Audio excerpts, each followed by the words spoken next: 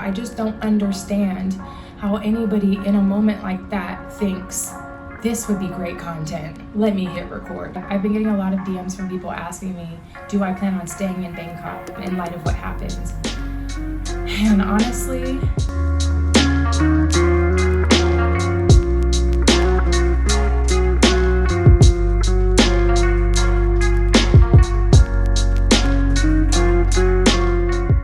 first of all, I want to thank everybody who has reached out to me, whether it was on Instagram or here on YouTube, even on TikTok, asking, am I okay?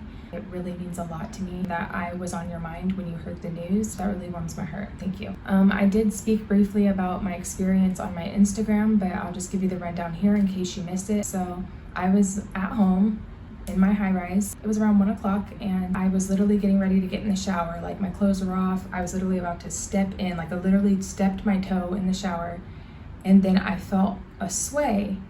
And I'm like, why do I feel dizzy all of a sudden? What the And then all of a sudden I hear my ceiling making like popping sounds. And I'm like, oh, I looked out of my bathroom looking into my bedroom window and I see it swaying, and I'm like, oh, this is an earthquake. So I'm freaking out, just saying like, oh my God, oh my God. So I just hurried up and threw anything on. I put on my shoes, I grabbed my keys, and I ran outside. There were other neighbors outside in the hallway that were, of course, freaking out. And I actually ended up meeting my next door neighbor who I've never seen before. She was, of course, very shaken up and scared. And because I was just thinking, oh my gosh, we're so high up, like there's no way we're gonna make it down in time. When you're in a moment of distress and you have to make a split-second decision, you're not always thinking logically, whether you've experienced an earthquake before or not. Yes, I am from California. Yes, I have experienced earthquakes, but not of this magnitude, ever. Not to the point where I had to evacuate where I lived, never. So it's still scary. I even said to one of my friends here, I was checking in on her, seeing if she was okay. And she's like, yeah. And I said, oh my God, I was so scared. And she goes, well, girl, aren't you from California? And I'm just thinking like, yeah, I'm from California, but that doesn't mean that an earthquake isn't scary to me. That doesn't mean that I am just unfazed by it. I can understand why that narrative might get pushed on social media. I'm seeing Californians commenting, saying, oh, I'm from California, we're used to it. Okay, good for you, but that doesn't make it any less traumatizing, at least not for me. The earthquakes I've experienced were either super quick, like I'm talking like a jolt and you're like, oh my God, and it's done. If it's longer than that, it's not that intense to where you need to leave, not to the point where you feel like you're in danger. So anyways, there's an outdoor garden area on our floor. So I was just thinking, I don't want anything over my head if this goes down. My immediate thought was, let's run out to the garden. At that point, when we ran out the garden, it was just like a small tremor going on. So it was still swaying, but it wasn't like the initial jolt, if that makes sense. So me and her are just like trying to catch our breath because we're just, you know, your adrenaline's pumping and you're just freaking out. And I look down and I see everybody running out on the streets, and I'm just like, it just felt so surreal. Like I said, I've never experienced an earthquake to this magnitude ever. It was honestly like an apocalyptic movie. Like, I'm not even trying to be funny. I'm not trying to sensationalize it, nothing. Like, just looking outside, seeing everybody running was just like, oh my God, this is really happening. And me and her were up there for maybe all of 5 minutes before the fire alarm went off. Then we went down the stairwell and we ran as fast as we could down. I'm high enough up to where it was a hike to get down those stairs. But we ran down and we went outside, and everybody obviously was out there. You saw a lot of people in their pajamas still. There was one guy that was just in his boxers. He didn't even have shoes on. We were out there for maybe about 2 hours, and I think around 3:30 we got clearance to go back inside. Now, luckily where I live, there's a hotel like right next to our building pretty much. They were amazing. They actually were bringing out cases of water and they were passing them out to all of us, which I thought was amazing. You know, everybody outside was just calling their parents, calling their families, and, you know, crying and things like that. And I'm just like, oh my gosh, like, one thing about living so far away from home, I am 14 hours time distance away from my family in California. So I just remember looking at my world clock and being like, there's no way I'm going to contact my mom right now. Like, there's no way. I didn't want to wake her up and scare her like that, especially because I was safe. I just figured I'll just tell her when she wakes up, like, it's going to be okay. So yeah, we just waited out there for a few hours until we got clearance to re-enter the building. There was a lot of talk about an aftershock that was supposed to hit around 3 p.m., but we got clearance to re-enter the building around 3:30. When I entered the building, the lobby, from what I saw, nothing was destroyed. Where I live, your key card, you only have access to obviously the lobby, the floor you live on, and the 10th floor, which is where our amenities are. From the 3 floors that I do have access to, I see very minimal damage. My unit itself, I'm so grateful. There was no major damages or anything like that. The most that happened was like some of the caulking in my shower chipped. So I'm very grateful once again that my unit and my condo itself is in a relatively good shape in comparison to a lot of high rises that I'm seeing that are inhabitable. Gratitude's not even the word, honestly. But yeah, I am. I'm so grateful. Yeah, so I was actually supposed to be meeting a friend for lunch that day at around 2:30.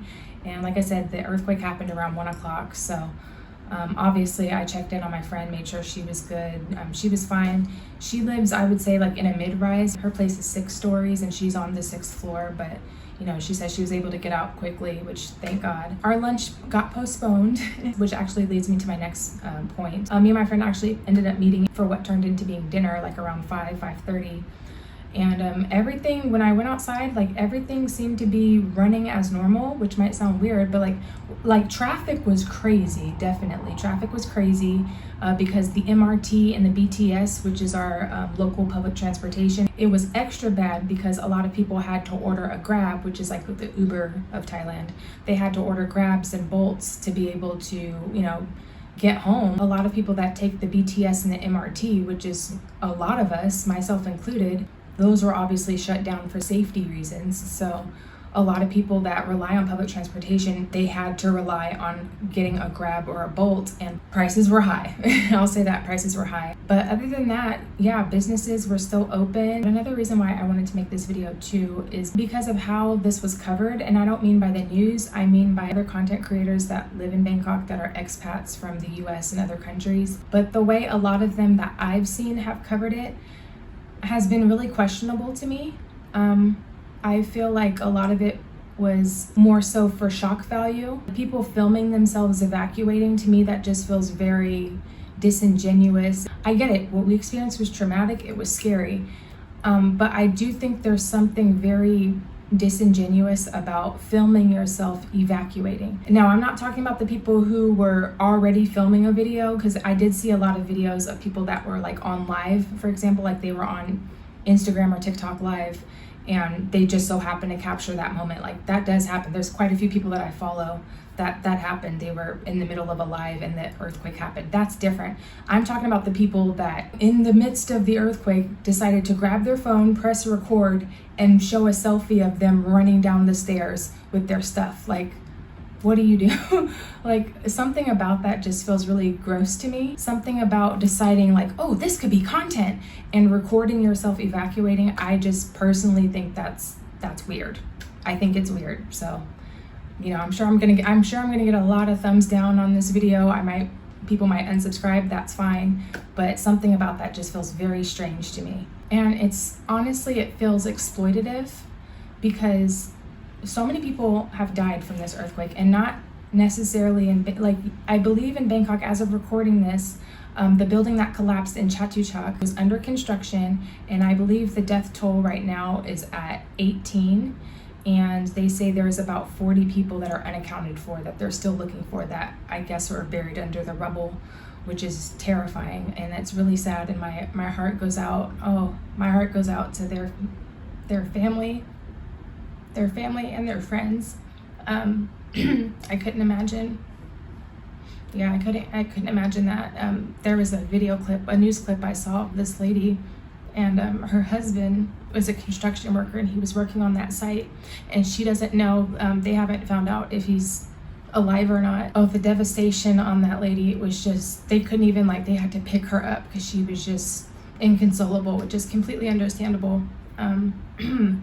Yeah, so I don't have just thoughts and prayers. I have a genuine,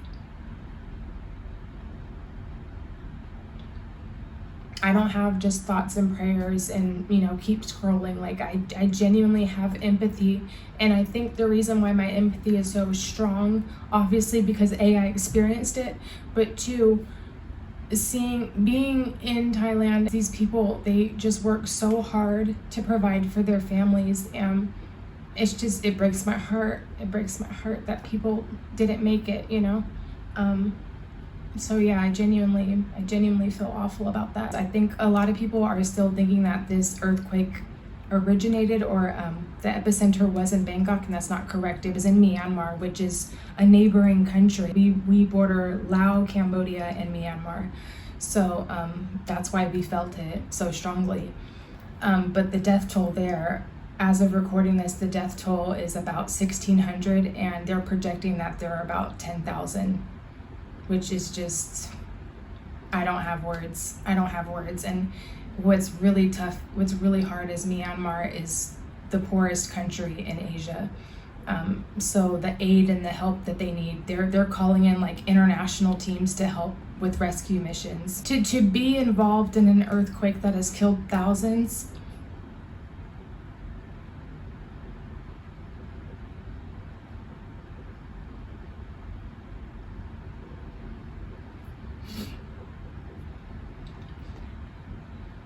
yeah, I think it just hit me.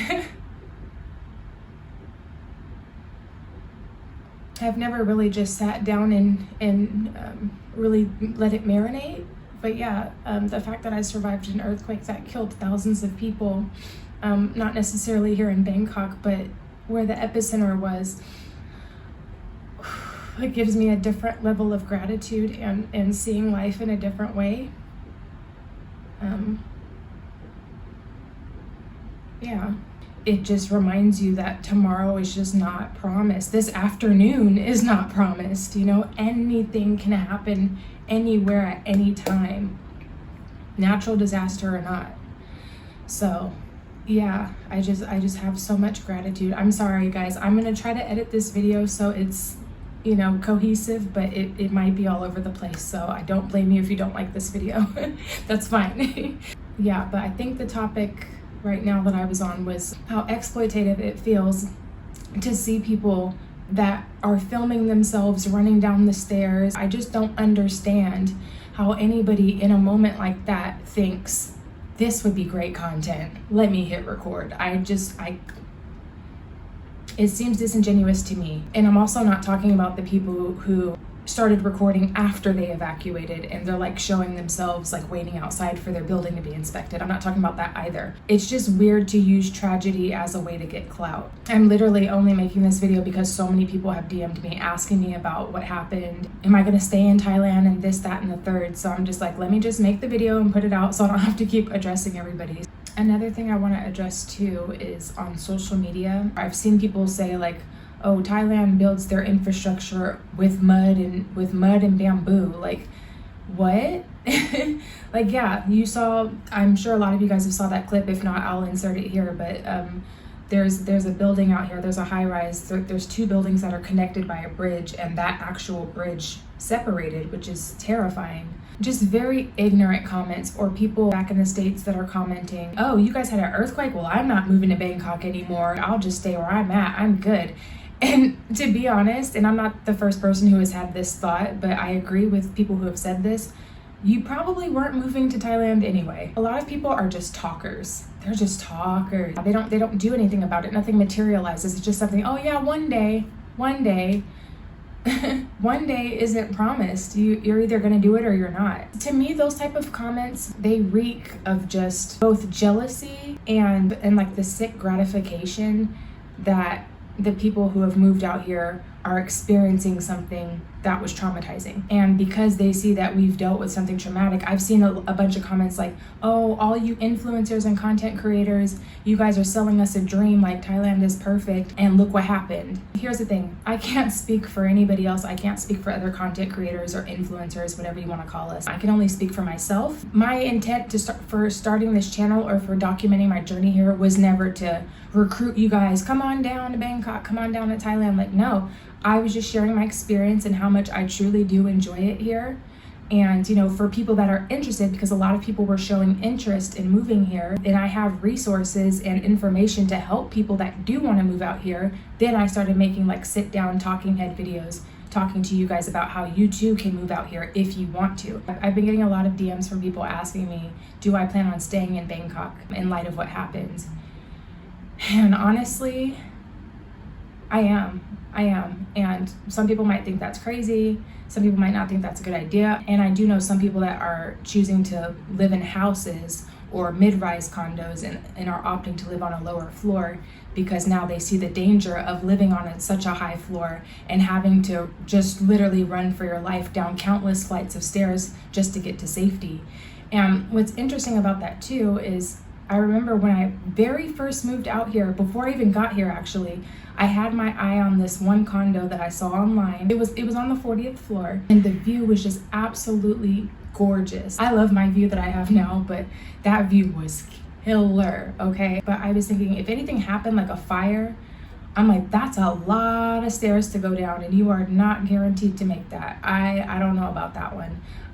But that didn't necessarily deter me from applying. Like I went to try to view the place and there was just a lot of resistance in me getting the place. And by that, I mean like they had to keep changing the date on when I could see it. And then the day I was supposed to go see it, I get a call from my agent saying, oh, actually the landlord already rented it out to somebody else. I'm grateful though that I didn't end up living there. Like everything does happen for a reason. And I'm so grateful that, you know, I didn't end up getting that place because my gosh, I could not imagine having to run down 40 freaking flights of stairs to get to safety. Having to run down the number of stairs I had to run down was already difficult. I'm not freaking Rocky Balboa out here. Like I'm not running up and down the stairs like that, you know? So yeah, but I'm just grateful definitely in hindsight that I didn't get that place because whoever does live in that unit or on that floor in that building, I know they were winded and probably really freaking out and fearing for their safety. And, you know, I know that nobody in that building was harmed. So I'm, you know, glad whoever's in there now is okay. Hopefully they weren't even home for it, but yeah. But as far as do I want to stay? Yeah, I do. You know, Thailand does not have earthquakes often. And even so, like, I just really love this city.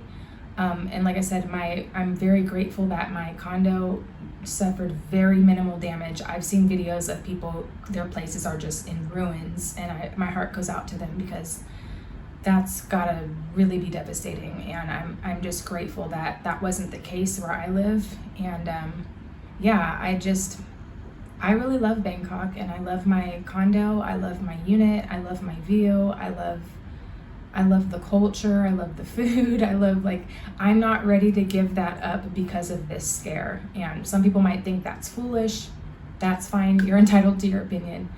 But personally, I'm gonna stay.